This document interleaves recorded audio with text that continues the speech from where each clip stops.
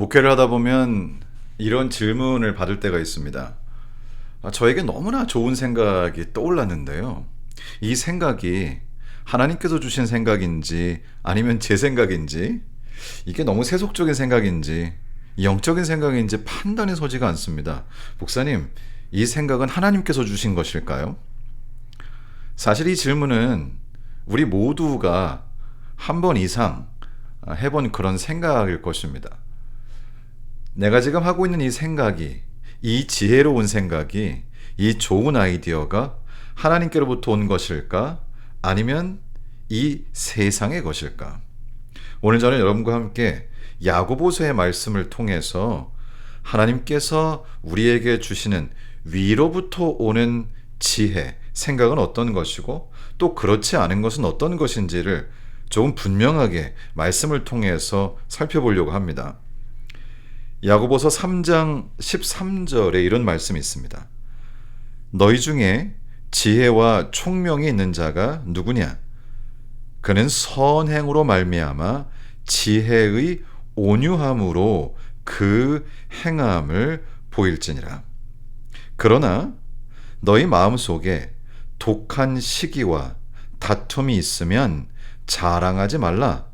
진리를 거슬러 거짓말하지 말라.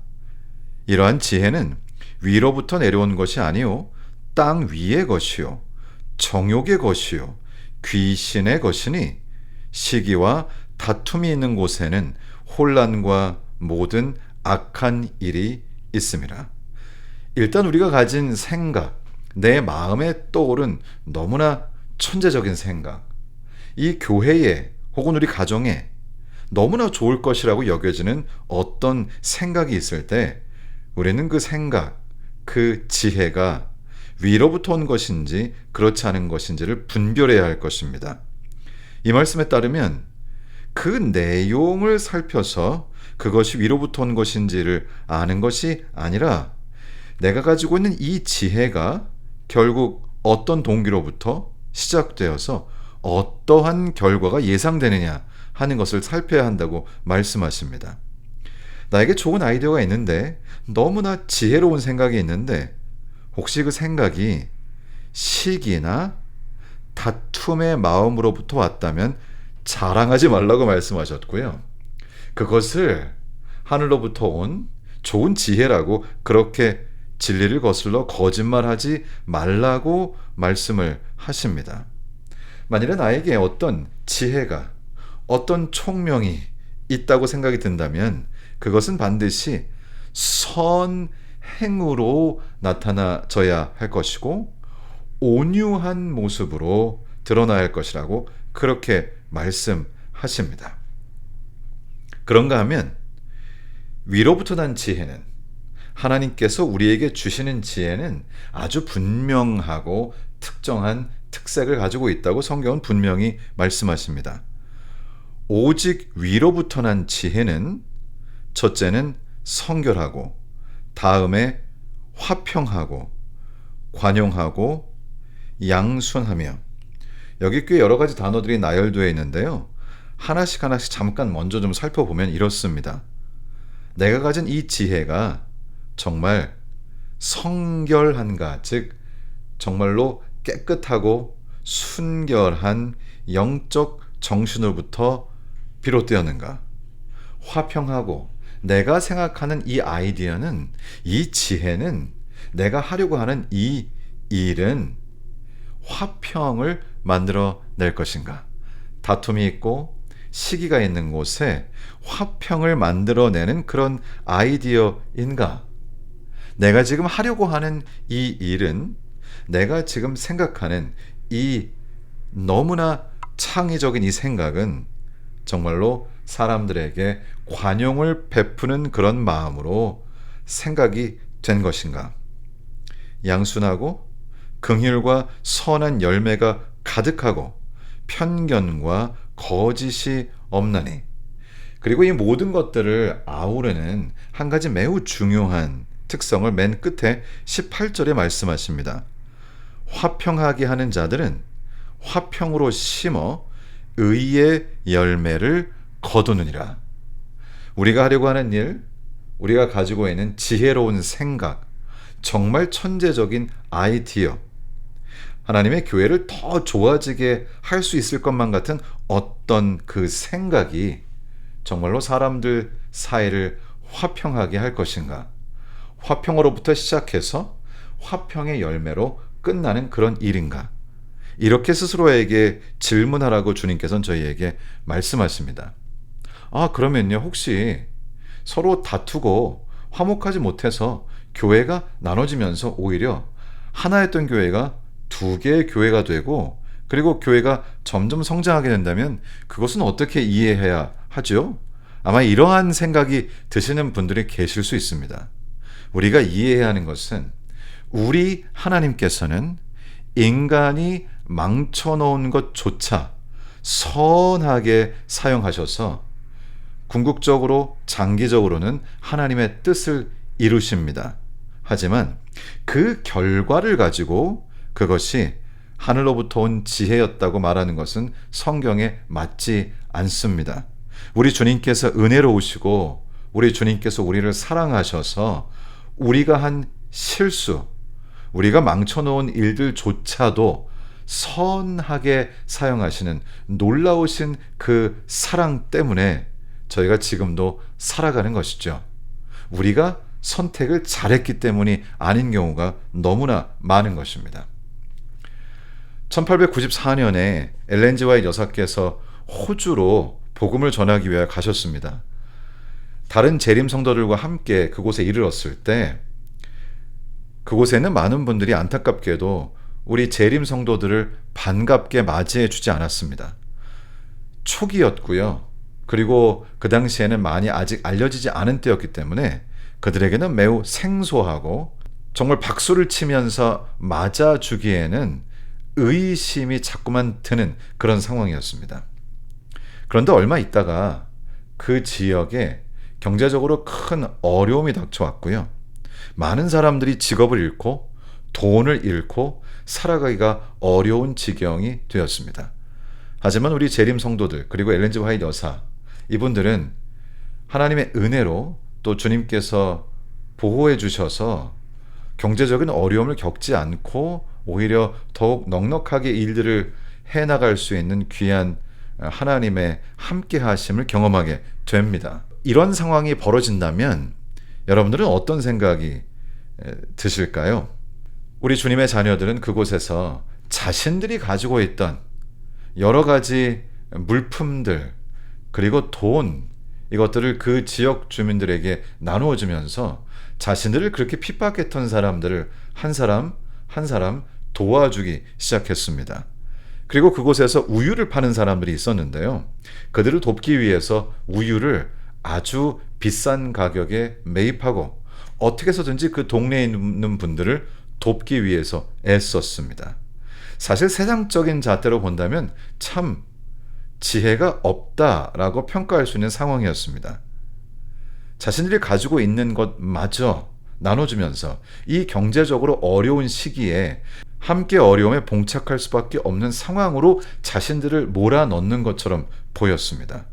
하지만 우리 재림 성도들이 보여줬던 그러한 행동들은 하늘로부터 온 지혜였습니다. 재림 성도들은 이제 가정들을 방문하고 그분들을 돕고 환자들을 간호하고 경제적으로 다시 살아날 수 있도록 돕는 일들에 최선을 다했습니다. 이제 얼마간의 시간이 지나고 마을도 어느 정도 경제적으로 회복이 되었습니다. 그런데 그 지역에 외부에서 다른 교단의 사람들이 들어왔습니다. 안타깝게도 그들은 재림교회에 관해서 신랄하게 비판하면서 재림교회가 가르치는 말씀들이 잘못되었다고 그렇게 사람들에게 전하기 시작했습니다.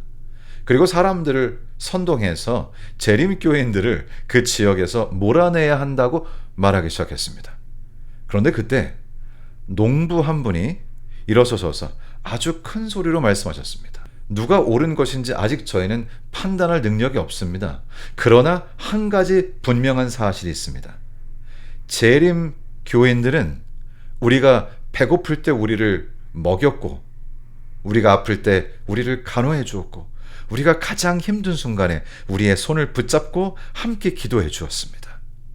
저희는 교리를 잘 모릅니다. 하지만 그분들의 삶은 우리가 읽는 성경의 말씀 그대로의 삶이었습니다.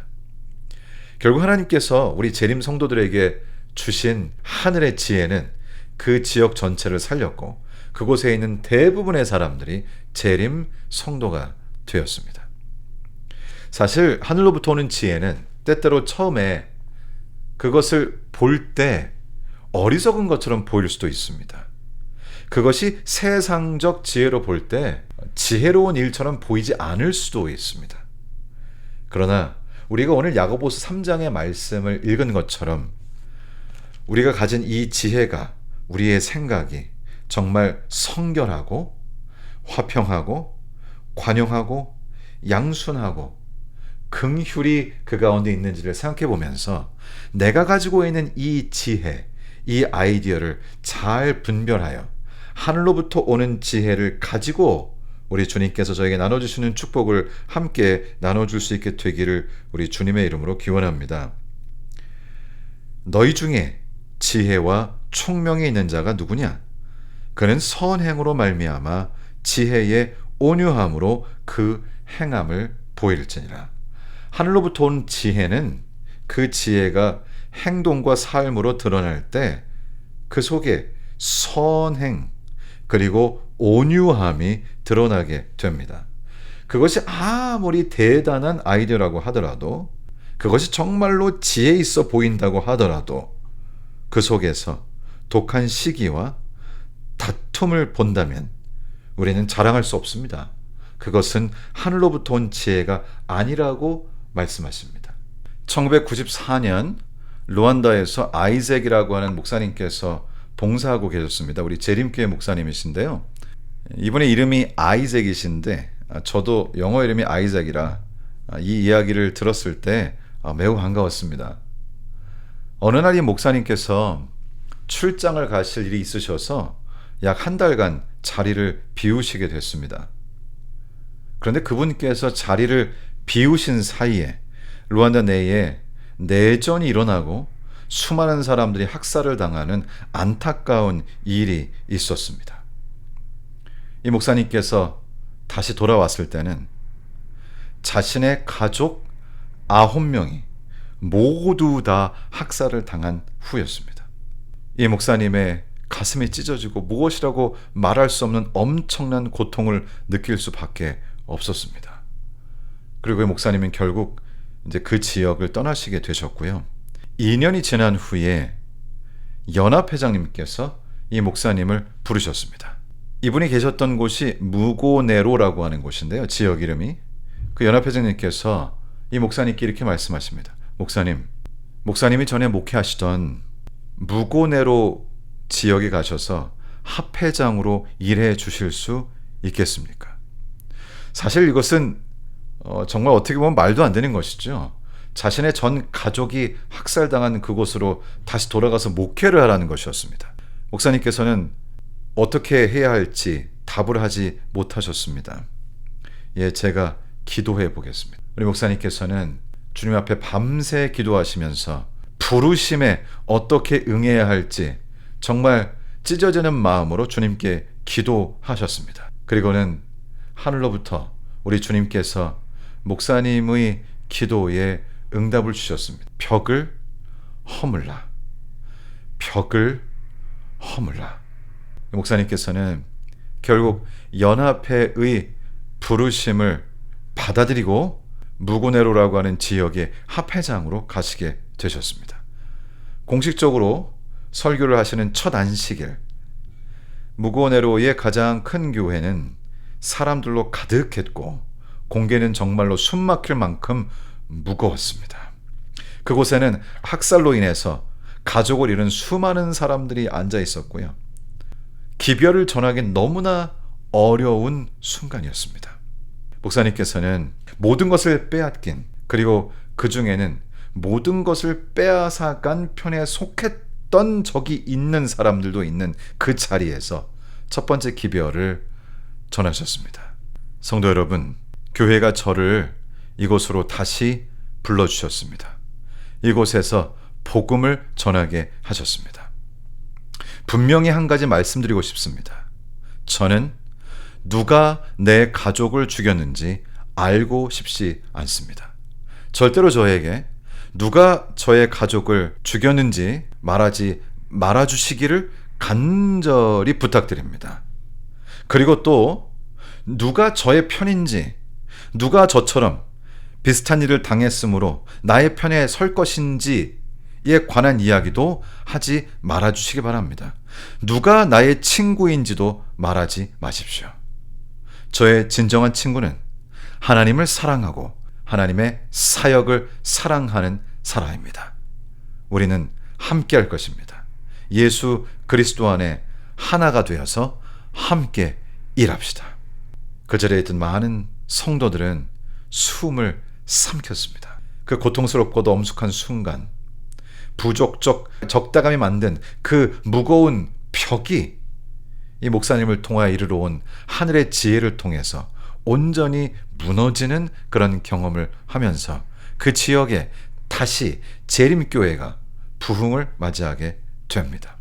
글쎄요, 이 땅의 지혜, 이 세상의 지혜로는 이 목사님의 이러한 행동과 이러한 기별이 전혀 이해가 되지 않습니다.